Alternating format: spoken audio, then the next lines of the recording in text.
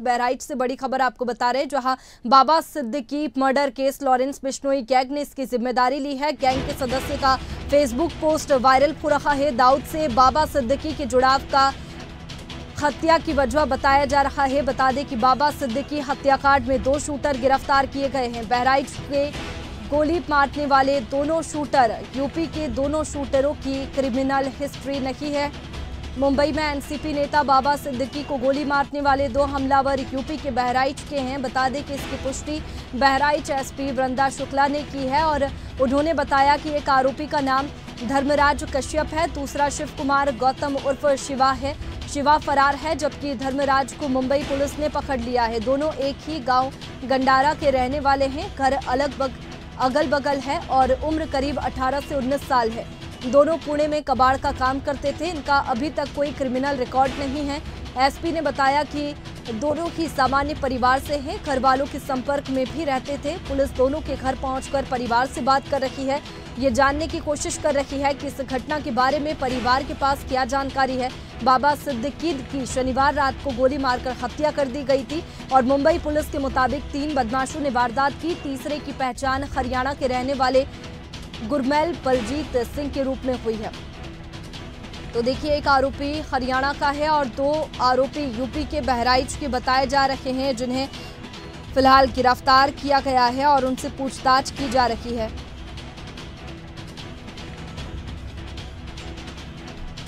तो ये बड़ी खबर आपको बता रहे हैं, जहां एनसीपी नेता बाबा सिद्दीकी की वाइस सिक्योरिटी के बावजूद उनकी हत्या हुई है। लॉरेंस गैंग ने इसकी जिम्मेदारी ली है। 2 शूटर गिरफ्तार हुए हैं और 40 दिनों से रेकी कर रहे थे।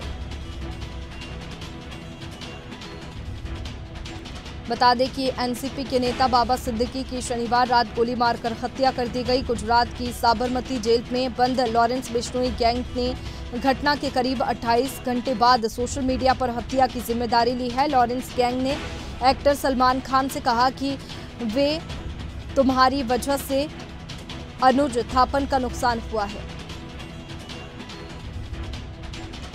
सिद्दीकी पर बांद्रा में खेत नगर में कल रात करीब 9:30 बजे विधायक बेटे जीशान के ऑफिस के बाहर 3 बदमाशों ने फायरिंग की थी।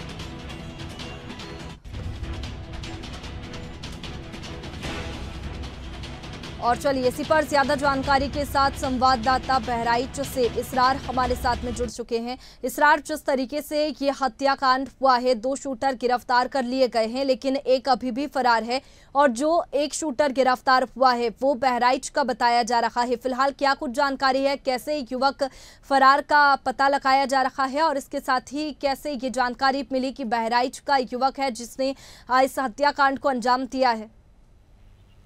ये बहराइच के कैसरगंज तहसील के गंडारा गांव के दोनों युवक हैं। दोनों एक ही गांव में रहते हैं। शिवा गौतम जो फरार है उसका ये पड़ोसी है धर्मराज कश्यप। ये कबाड़ का काम करते थे पुणे में। इनके घर वालों से पता लगाया तो पता चला ये 1 महीने पहले ही अपने पिताजी को मोबाइल दिला के गया था और उनसे बात तभी हुई थी। इसके बाद वो दिवाली में आने के लिए कहा गया था उनसे। उसके बाद उनसे बात नहीं हो पाई उनकी। उनको पिताजी का कहना है कि इसके बारे में हमें कोई जानकारी नहीं है, जबकि कल पुलिस उन्हें उठा के ले गई है चौकी में और पूछताछ की गई है उनसे। इसरार, जिस तरीके से ये हत्याकांड को अंजाम दिया गया है और क्रिमिनल रिकॉर्ड की अगर बात करें तो क्या युवक का जो भी गिरफ्तार हुआ है उसका कोई क्रिमिनल रिकॉर्ड पूर्व में सामने आया है?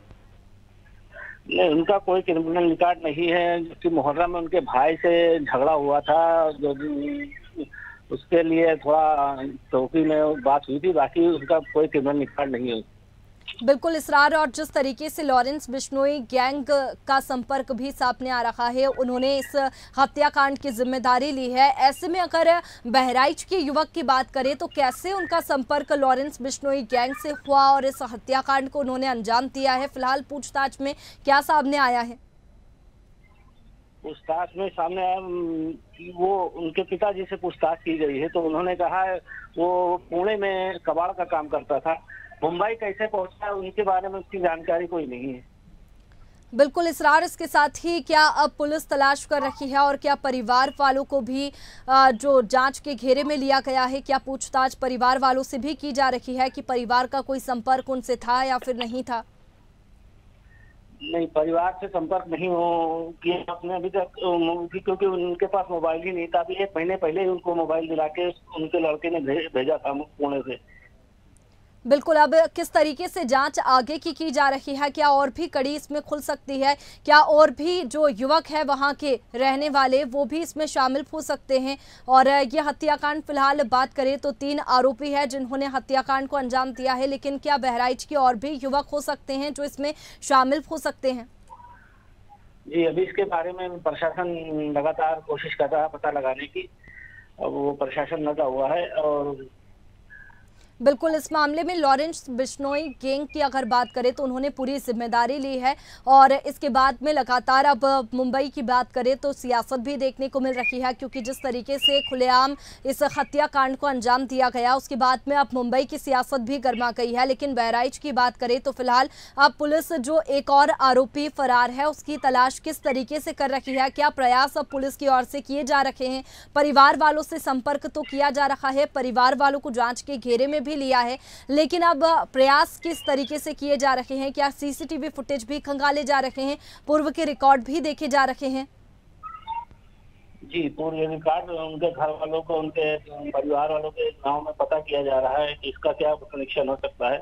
फिलहाल उनके पिताजी का कहना है कि मेरा बेटा, उसकी माँ से बात हुई, उनका कहना है कि मेरे उसके बारे में कोई जानकारी नहीं। कबाड़ का काम करता था। अभी कुछ पहले उसका जो धर्मदास कश्यप जो उसका साथी गिरफ्तार हुआ है, वो कुछ ही महीने पहले ही पुणे बुलाया गया था। बिल्कुल, इसके साथ ही अगर बात करें तो जो युवक फरार हुआ है और जो युवक एक गिरफ्तार हुआ है बहराइच का ही रहने वाला है, उसके घर के बाहर क्या कोई सुरक्षा के इंतजाम किए गए हैं? क्योंकि लॉरेंस बिश्नोई गैंग काफ़ी बड़ा है और इससे पहले भी कई हमले देख चुके हैं हम। और जिस तरीके से बात करें तो युवक इसमें शामिल है, तो क्या सुरक्षा कोई घर के बाहर बढ़ाई गई है, पुलिस बल तैनात है? नहीं, अभी कोई पुलिस बल तैनात नहीं की गई अभी तक। अब हो सकता है कुछ देर में तैनात की जाए। चलिए इसरार, बहुत शुक्रिया आपका तमाम जानकारी के लिए। तो बहराइच के 2 युवक बताए जा रहे हैं जो कि इस हत्याकांड में शामिल है। एक युवक हरियाणा का भी बताया जा रहा है। फिलहाल बहराइच के जो 2 युवक हैं उनमें से एक को गिरफ्तार कर लिया गया है और एक फरार है। फिलहाल पुलिस फरार आरोपी की तलाश कर रही है, तो देखने वाली बात होगी कि जांच में और क्या नई कड़ी जो है वो इस मामले में खुलती है।